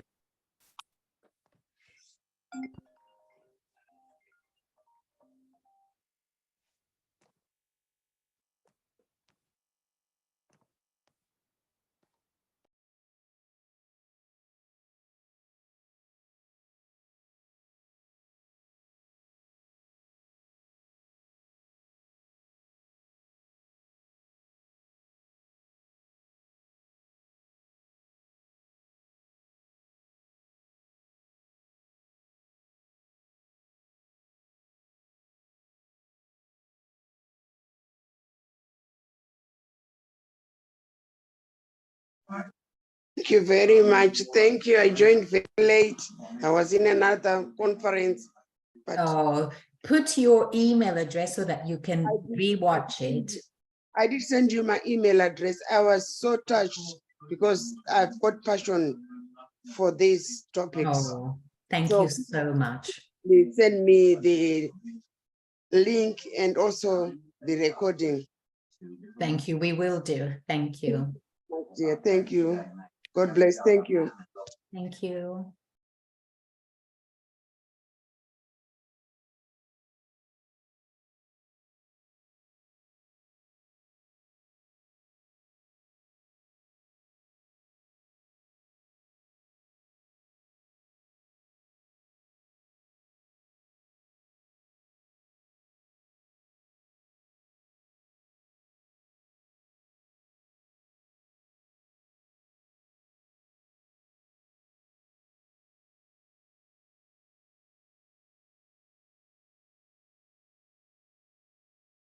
Shirley, do you want to stay on? Oh my goodness. Okay. Thank you, Beulah. Lovely to talk to you. I'll catch up soon. God bless you. God bless you too.